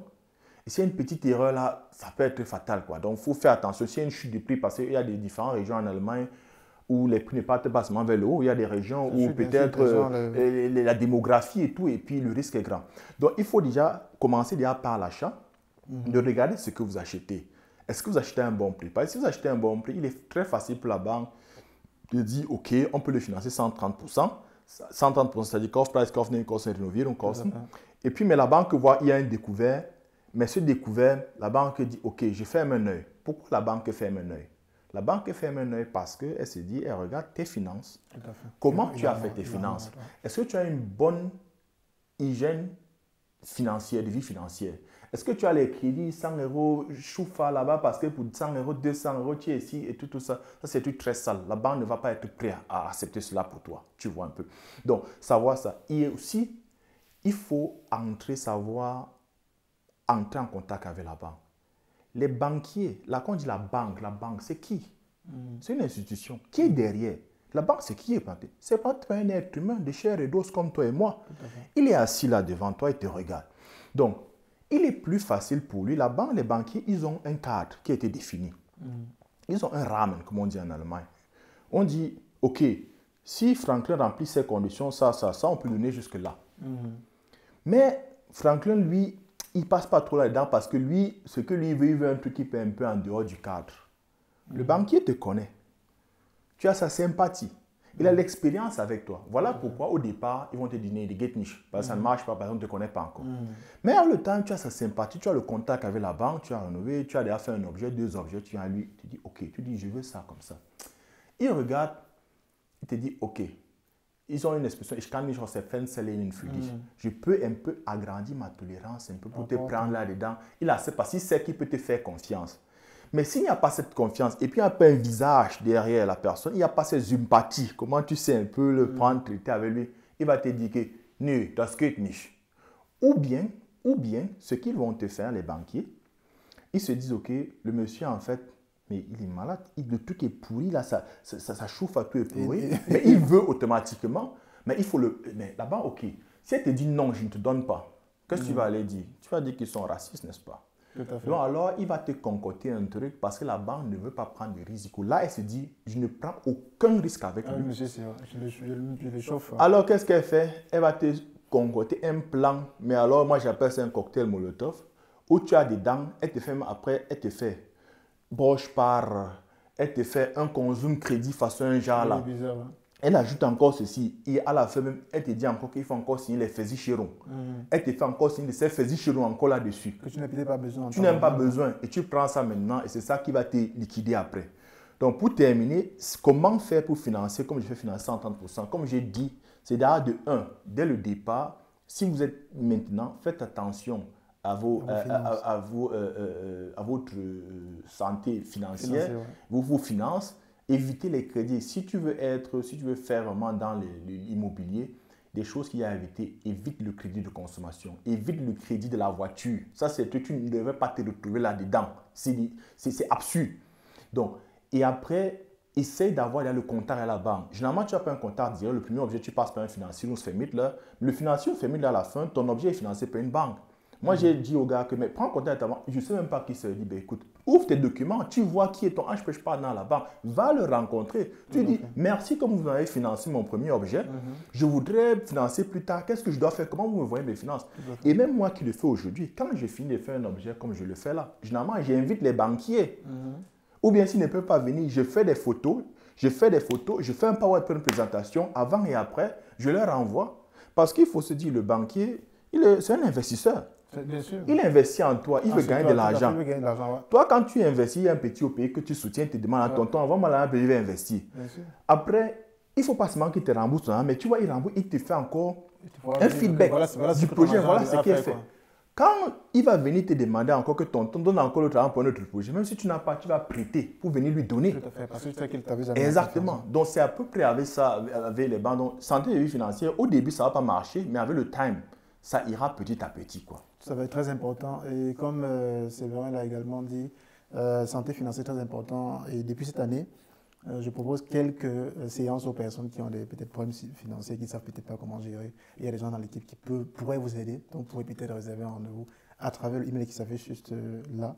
Et on pourra peut-être voir ce qu'on peut faire pour vous. Parce que ce que j'ai remarqué, il y a beaucoup de gens qui sont à la Joufa, ils ne savent même pas, parfois pour des choses où elles n'avaient même pas tort, en fait. Mais comme elles savent pas ce que c'est la Choufa, alors qu'on peut tirer chaque fois une copie de la Choufa chaque année gratuitement. Pour vous, au moins, ce qui est écrit sur vous, c'est un peu comme votre acte de naissance en fait sur le plan financier. Et c'est important que vous sachiez exactement ce qui est écrit sur vous pour que vous puissiez anticiper certaines choses, quoi. Ce n'est pas le jeu du crédit que vous voyez que vous avez eu un truc où ça s'est mal tourné, vous n'êtes même pas au courant qu'on a écrit des choses sur vous. Donc, c'est très important de le savoir. Mais dis-nous maintenant, comment tu fais la sélection des biens immobiliers? Parce que tu n'achètes pas tout. Ça se voit, tu sais bien que tu achètes, même si c'est moins cher, tu vois si c'est, je veux dire, si c'est rénovable, quoi. Est-ce que tu as des points comme ça, peut-être 2-3 points qui doivent être validés pour que tu puisses acheter une maison? Oui, moi déjà, je le dis, dans ma conception, j'achète seulement des biens où je peux m'imaginer vivre moi-même. Parce que moi, j'avais fait cette expérience au pays, les femmes qui vendaient les beignets, les makalala, ceux qui vendaient et que sa famille mangeait elle-même ça, ses enfants mangeaient ça. C'est avec notre goût. Elle préparait autrement. Que celle qui vendait seulement pour les gens comme ça, n'importe comment. Elle servait autrement. Hein. Donc, si déjà le truc est bien pour moi, je le fais si bien que je me sens à l'aise. Ou bien la zone là, je peux imaginer moi-même vivre. Et je connais à peu près comment les Allemands sont aussi. J'ai déjà leur Denkweise. Je sais que ça va aussi être bien pour eux. Donc, je dois me sentir à l'aise. Si c'est des appartements, généralement, ma cible, ça aussi a rapport aussi à ta cible que tu veux, tu vois un peu. Ma cible, c'est beaucoup plus les jeunes travailleurs, les études, ceux qui viennent de terminer les études, parce que je suis aussi passé par là, je connais leurs problèmes. Il a terminé les études, il a son premier boulot, et il arrive dans une ville comme ça, il a besoin d'un truc qui est bien situé, central, il veut tout ce qui est central, petit appartement, très bien situé, très bien décoré. Parfois, je fais même j'équipe complètement. Et puis, tu as peut-être le petit balcon là aussi. Il aime là le soir et tout. Il boit sa petite bière au balcon là et tout. Avec une salle de bain, je décore bien la salle de bain. Je vais à fond, mais dans la salle de bain, je vais à fond. Là, ils sont très contents. Et puis là, tu lui demandes le loyer que tu veux. Et puis, il va te payer, quoi. Il le taquette. Il va te payer. Donc, ça, c'est l'un des critères, le large, là où ça se situe. Et puis, est-ce que je peux m'imaginer moi-même vivre dedans? S'il fallait que je suis seul, je n'ai pas de famille, est-ce que je peux m'imaginer vivre dedans? Donc, ça doit être bon pour moi. Et quand c'est bon pour moi, je sais que ça va aussi être bon pour les autres. Pour les autres, ok. Là, c'est beaucoup plus d'avoir ton imagination propre. Et donc, après, maintenant, c'est aussi à rapport à vos finances. Quelle est votre force de frappe et tout? Est-ce que vous êtes prêt à financer les grands objets comme ça ou bien les petits objets et tout? Mais c'est à chacun de définir, tu vois un peu. Mais pour moi, mes objets, c'est généralement, même pour les buy and hold, je pense les 30 à 50 mètres carrés maxi. 30-50 mètres carrés. Quand je veux faire du fixe, du flip, c'est là où tu vas voir, je vais prendre un peu des maisons comme ça pour des familles, tu vois un peu. Mais sinon, si c'est pour faire du buy and hold, c'est 30 à 50 mètres carrés parce que c'est vraiment mon style groupe, tu vois un peu. Et je ne veux pas prendre les grands objets, drive, tu me fier, tu me vono. C'est généralement les familles. Et les familles, ce n'est pas que je suis contre les familles, mais c'est un truc de stratégie. Tout à fait. Les familles, tu les as un peu longtemps, tu vois un peu. Moi, mes objets, j'en reste généralement les 2 ans, 3 ans. Je n'ai jamais eu de problème d'augmenter le loyer. Parce que mes gens restent 2-3 ans. Je les achète jamais parce que tu vois les jeunes travailleurs là. on sait toujours que dans les 5 premières années, il change le boulot 3 fois. Oui, au moins 3 fois. 2-3 fois. Tout à fait. Donc, elle vient après, il t'appelle, ou bien chez moi, c'est souvent les nanas, elles sont jeunes. Et puis, elle arrive là après. Moi, à Cologne, là, à chaque fois, tous les 2-3 ans, on t'appelle. Quand le téléphone sonne vers décembre, c'est un truc bizarre, mais bon, c'est comme ça, je sais. Ah, elle a découvert l'amour et tout ça, elle a son copain et tout, ils veulent aménager ensemble. Il n'y a pas de problème, moi, je n'ai pas de problème. Hein. Moi, je te dis, ok, tu sais, et puis on fait le truc. Et puis, j'ai jamais eu un locataire qui a respecté le délai de préavis de 3 mois. Quand tu veux sortir chez moi, il dit, ah, tu veux sortir quand? C'est vrai, il y a le préavis, on a désigné, mais tu sors le mois prochain, si tu sors la semaine prochaine, tu sors demain, demain, là, il y a quelqu'un, quoi. Tu vois un peu. Donc, je cherche toujours ce genre d'objet et je cible ce groupe. Pour que ce soit vraiment qui vont passer vite sur le marché. Oui, oui. Donc, tu vois, chacun a son groupe. J'ai par exemple un financier famille qui est dans un grand groupe à Utichinrom, à Nürnberg. Le filiale là, est là. On s'entretient, on s'échange. Et lui, il a une autre stratégie. Lui, Mathieu disait, lui, comment je peux faire avec ce petit. Lui, il fait beaucoup les familles. Et il me dit, je prends ma roue. Parce que je prends une famille là-dedans, il sait que 10 prochaines années, ils sont dedans, tu vois un peu. Moi, je lui dis, écoute, Edouard, moi aussi, j'aime mon roue. Parce que pour moi, quand il entre dedans, c'est les 2-3 prochaines années, et puis le prochain, il entre tout rapidement. Et tout. Donc, c'est à chacun de définir sa stratégie. Chacun va pas votre... Il faut s'informer et puis définir sa stratégie. Parce que si tu ne t'informes pas, tu ne connais pas, tu veux aussi prendre un objet, tu ne connais pas les difficultés qu'il y a avec.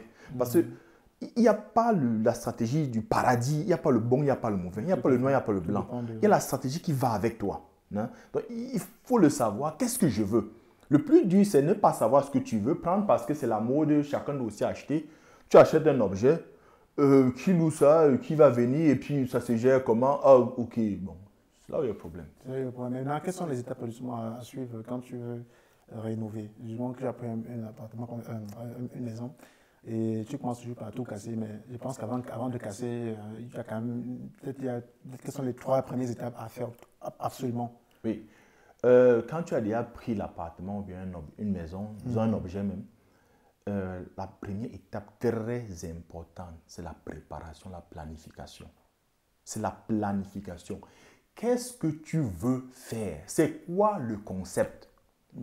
Et c'est là où beaucoup déjà, l'échec commence. C'est là où l'échec commence. Parce que tu as beaucoup qui n'ont pas le concept. Et pour le rendre vers, il y a un truc que j'ai jamais compris au Cameroun, c'est l'expression bon truc.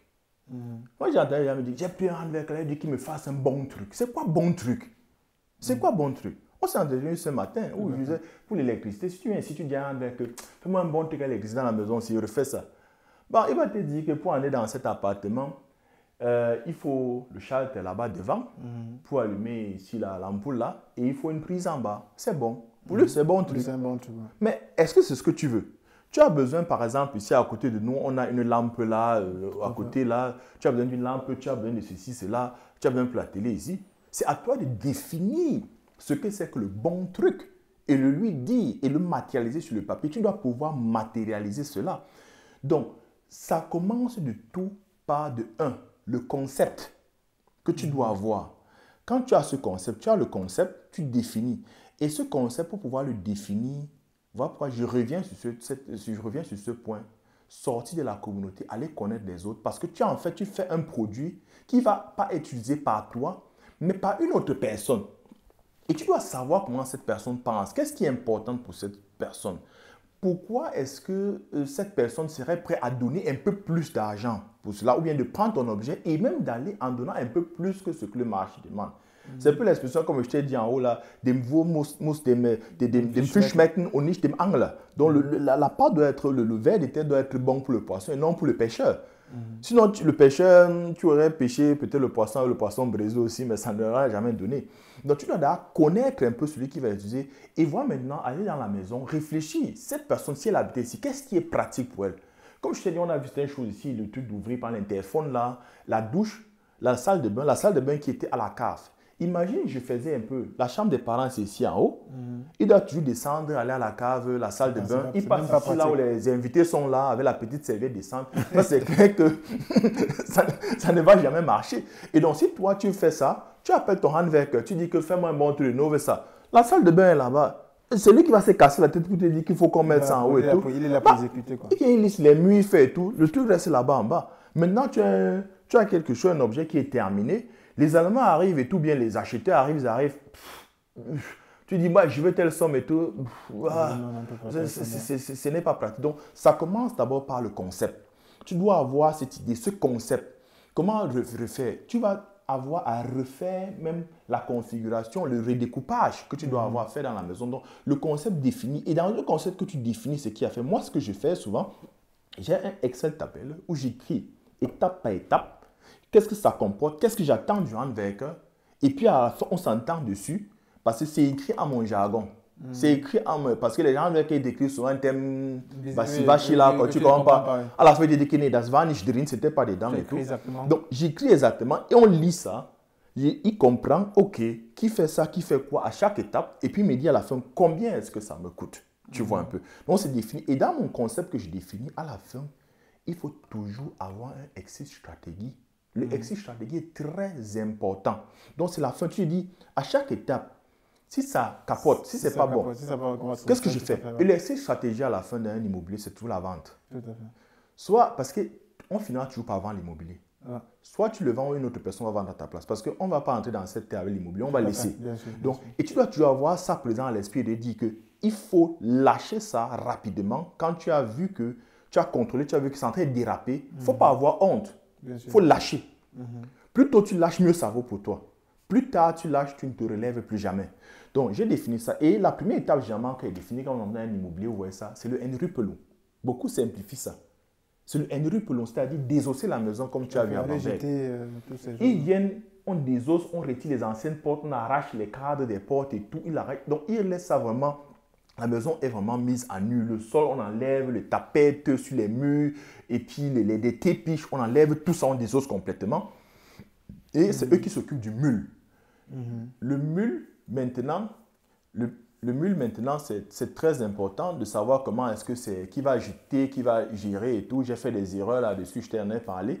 Après avoir désossé, après ça commence, si vous avez à refaire l'électricité, tout ce qui va passer dans le mur. Vous ne pouvez pas commencer à faire pousser le mur si vous n'avez pas encore fait ni l'électricité, ni le heizung. Tout à fait. Il faut d'abord mettre les fils pour pouvoir couvrir avec... Avec le fait pour justement, comme tu as dit. Exactement. Et puis maintenant, comment tu fais? Parce que quand finalement tu trouves un bon artisan, tu veux le garder. Oui. Mais peut-être tu n'as qu'un projet. Le prochain peut-être sera dans 6 mois.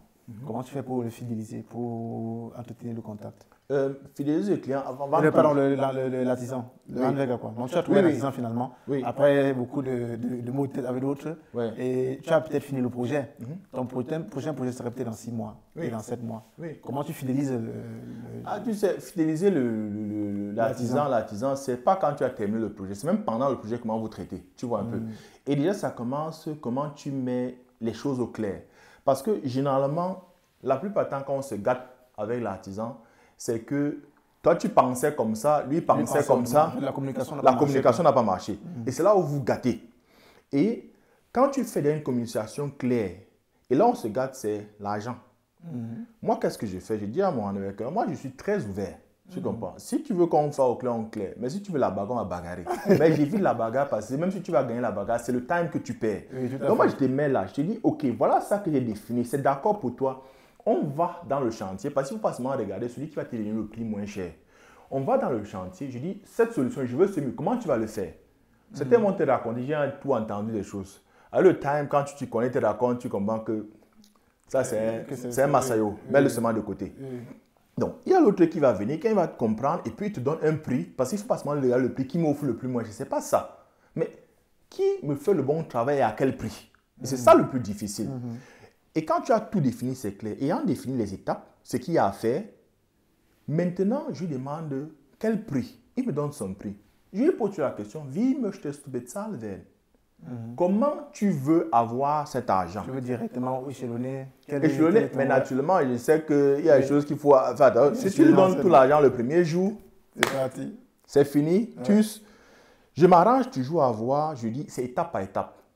Et je m'arrange toujours que quand il a fini le boulot, il reste au moins ce 30% de la somme dans ta poche qu'on a arrangé. Donc, c'était un truc de taille de 10 000 euros, j'ai au moins 3 000 euros à la fin. Donc, ça dit, je lui ai dit qu'après telle étape, avec mon handwerker actuellement, qui va rénover à Bamberg, c'est par exemple que je dis, OK, après le électrique, on paye ceci, après telle étape, on paye ceci et tout ça. Donc, c'est clair et net. Donc, entre-temps, ne viens pas me raconter que l'arrière-grand-mère de qui s'est passé quoi, donne-moi là, il ne te donne rien. Tu as fait ça, oui ou non. Et le jour où il a fait son travail, je n'ai pas à venir lui raconter que attends un peu le mois prochain, même si c'est court, tu vas trouver son argent dans le son. Donc tu vois, quand tu es direct avec eux comme ça, correct avec eux, il comprend que, parce qu'ils sont habitués aux gens malhonnêtes, il comprend, il a travaillé, il a son argent, comme tu as dit, il est content. Et quand il a fini le boulot, s'il a fait un bon boulot, moi, je ne connais pas quelqu'un qui a travaillé pour moi, il a fait le bon boulot, je ne lui ai pas donné plus que ce qu'il a demandé. Tu vois un peu.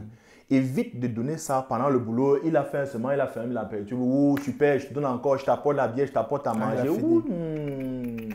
Non, ça va très très mal. Hein? Donc quand il a fini le bon boulot, il a fait du bon boulot, vous passez ensemble et tu vois comment ça a été passé. Tu donnes encore un peu de sous là, il est content parce qu'il a eu ses sous.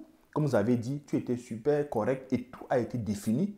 Et vous avez évité les points de conflit. Moi, j'ai entre autres, pour terminer, les points de conflit, par exemple, Mohan veut que lui, il vient, il apporte tout son matériel. C'est lui qui achète même le truc pour faire poudre les murs. C'est eux qui doivent savoir. Je n'ai pas à m'occuper. Aller acheter le matériel, compter le sac de ciment. Non, je ne suis pas là-dessus. C'est à lui. Je fais un prix fixe avec lui. Les seuls trucs que moi, c'est moi qui achète, ce n'est pas lui qui achète, ce sont les carreaux. Parce que ça, c'est quelque chose. Les carreaux, ça commence de 1 euro, ça va jusqu'à c'est open end. Tu n'as pas la fin. Et c'est quel goût? Il va aller prendre, si tu mets dans ce prix global qui t'a fait faire les carreaux, normalement, tu es d'accord avec moi, si on te donne un prix global et puis tu vas l'acheter, tu ne vas pas acheter aussi le carreau, le mètre carré de 200 euros le carreau. Tu vas acheter un peu moins cher. Est-ce que ça va te convaincre? Tu vas venir dire qu'il est parti m'acheter des trucs moins chers, il est parti m'acheter des trucs. Ça, c'est un truc à définir. Et comme je sais que j'ai des goûts assez individuels parce que chaque bar de team, chaque maison, la planification, c'est une planification nouvelle, un concept nouveau de la salle de bain. Je ne veux pas qu'il touche. Donc les carreaux, c'est à moi. J'achète les carreaux. Le sol, par exemple, comme ici, c'est moi qui achète le sol. S'il faut les portes, c'est moi qui achète les portes. Okay. Et là, il y a moins de discussions, quoi. Tu vois, et les portes, tu les trouves dans des magasins qu'on connaît ou tu dois demander spécialement à une société? Oui, il y a des portes, ça dépend des différentes sources d'approvisionnement. Mais les trucs les plus simples et tout ça, tu vas dans les hobbies, là, parce que si c'est pour faire seulement 2, 3, 4 portes, tout ça, bon, je ne vais pas aller me casser trop l'Apollon et tout, aller à l'extérieur et tout ça. Non, faut pas faire. Parce que aussi, quand tu vas prendre à l'extérieur, tu ne vas pas aller en Pologne acheter une porte, quoi. Il faut que tu partes acheter un gros matériel. Et quand tu vas acheter tout ce matériel, il te faut la place pour l'argent et tout ça. Et c'est l'espace et ainsi de suite, quoi. Les portes, moi, je prends les portes directement dans les Baumex là et tout. Je prends le catalogue. Le design passe. Je regarde exactement, je regarde le design, que le design va avec. Et je prends les catalogues, je regarde et tout, et puis je viens le mettre. Et quand tu achètes les portes, toi-même, il faut faire attention. L'ouverture des portes, ça va s'ouvrir ou dans quel sens et tout. Et puis, il y a plein d'erreurs que tu peux faire. Hein. C'est vrai, il y a un point très important que j'aimerais que tu donnes ton avis là-dessus. Le boulot est très demandant en Allemagne. La famille aussi au pays est très demandante. La famille à la maison aussi, très demandante. Tu es marié, peut-être que les filles qui regardent ici, c'est plus possible. Tu as l'homme, gars, tu mets le sable dans mon tapis. Je mets le sable, parce que ça se voit qu'il est extrêmement concentré. C'est parce qu'il y a une dame de fer derrière. Mais comment tu gères ça, c'est vrai? Comment tu combines boulot, business et vie de famille? Ne me donne pas comment je fais parce que... Tu moi, c'est encore peut-être plus grave. Mais comment tu fais? Oui, en fait, c'est que quand tu te lances à ce niveau où je suis, hein, il faut vraiment faire attention à ce que tout ça marche parce que la famille, c'est très important. Et c'est l'endroit où tu viens prendre les énergies avant de ressortir. Tu ne peux pas te décaler seul, de dire que je fais un décalage tout seul, c'est moi, madame ne veut pas, ou bien le partenaire ne veut pas, je m'en fiche de lui et tout ça. Tu ne vas pas aller loin, tu vas courir dans le sac. Avant de me mettre en couple, de me marier, moi, j'investissais déjà seul. J'avais déjà les biens déjà que j'avais seul. Mais je vois la différence, tu vois. Bon, quand les nanas ont une autre vision des choses, et ça va arrondir les angles. Nous, les hommes, on est un peu petit cool et tout, et il y a des aspects que tu ne vois pas. Tu vois. Par exemple, mon épouse, elle m'aide beaucoup un peu dans le design. Hein, c'est elle qui définit le design. À l'époque, il fallait que je pense à ça. Tu commences, après tu as encore, oh, je n'ai pas pensé à ça. Il faut recasser, reprendre et tout. Tu vois un peu que ça m'était très long. Ou bien aussi un peu comment un peu entretenir le réseau. Par exemple, les banques là, tu as besoin d'un frais corps. Quand tu as fini, comment leur donner, faire tout ça, apprêter un corps et tout ça. Donc tu vois un peu ça aide, ça arrondit en plus de l'aide qu'elle apporte directement ici là, un peu dans le design des choses, tu vois un peu. C'est pas facile, mais on s'arrange parce que il faut savoir quand le partenaire lui-même voit ce que ça apporte. Tu vois un peu la portée de ça. Il faut faire voir au partenaire. Il ne s'agit pas seulement de dire que je vais apporter l'argent, mais tu fais voir la portée, l'importance de ça pour le partenaire. Ou... Non, je dis en général, pour l'immobilier, qu'est-ce que ça va nous rapporter? Tout à fait. Parce que la personne puisse voir son intérêt. Oui, elle veut aussi voir son intérêt là-dedans, quoi. Bien sûr, tu vois un peu. Parce que si c'est que je crois que même toi-même, quand tu arrives ici, ton épouse, c'est que non, tu passes seulement ici à Bayreuth, Bambay boit avec tes amis pendant qu'elle reste à la maison, et avec le petit, là, avec le petit, toi, tu vas chaque week-end boire. Bon, là, elle te dit, mon coco, bon, je crois que la langue am young man, tu vois un peu. Mais qu'elle voit que, bon, c'est aussi, ça rapporte quelque chose à la famille et tout. Et que après il y a des fois où tu dis il faut l'aider, il faut que je ne peux pas faire aujourd'hui, ou bien je prends mes 2-3 jours un peu pour rester à la maison et puis s'occuper ainsi de suite. Et quand tu l'amènes aussi peu à peu, parce que je sais qu'il y a toutes ces difficultés un peu dans les couples et tout, l'un des partenaires ne veut pas, l'autre il veut et tout, commencer dès le départ à en parler à l'autre, l'importance du projet, pourquoi on fait le pourquoi. Et quand vous en parlez à l'autre, si bien que l'autre, il est d'accord aussi, il suit ou bien il suit, il ne va pas suivre pleinement avec vous. Mais il a compris la portée, il a compris l'importance du projet. Ce sera plus facile d'accepter certaines choses. Et aussi, il ne faut pas oublier un moment, il faut faire plaisir à la personne. Moi, par exemple, il y a des trucs que je ne blague pas avec les vacances. Parce que c'est vraiment, ça nous prend énormément de temps. Nous, on a des heures de travail. Chez nous, tu arrives, tu ne vas jamais appeler chez moi à 22 h et te dire que je suis en train de dormir, c'est très rare. Nous, on est à Tchoula jusqu'à 23 h, on dessine les plans. Voilà, c'est moi la maison de Bambel. Ça fait 3 mois qu'on est dans les planifications, monter, aller dans les bords-mètres, rencontrer les fachhändlers, ainsi de suite, les handwerkers. Demain, déjà, la journée dimanche, c'est rempli avec les handwerkers. Donc, après, c'est un moment, tu comprends qu'il faut se reposer. Et le repos, c'est entre autres pour nous les vacances. Les vacances, c'est très important. Même déjà, je dis, on pense au partenaire, mais même déjà à ton corps. Moi, quand j'ai fini un projet, tu vois le corps et tu le traînes le corps et tu dis au corps, quand c'est fini, on va peut-être aller prendre des vacances, on va se prendre du time. Super, il faut ressourcer le corps, comme tu l'as dit. C'est juste qu'on termine cette interview. Merci à toi, Séverin. Une fois de plus. Bravo. Okay. Bravo, continue comme ça. Et je pense que ceux qui nous regardent doivent également le faire. Merci à toi, Armel, derrière la caméra. Il n'a pas voulu venir faire un coucou. Mais je pense que là, on aura l'occasion de le faire. Donc, merci encore une fois de plus d'avoir regardé la vidéo jusqu'ici. Si tu veux aller loin dans l'immobilier, tu peux nous contacter via l'adresse email. Il faut se lancer dans l'immobilier, oui, mais il faut faire attention parce que ça peut se retourner également contre toi. Forme-toi, informe-toi également sur Internet, documente-toi. Il y a beaucoup d'agences de faire. Je pense que si tu es en Allemagne, c'est une bonne chose pour toi.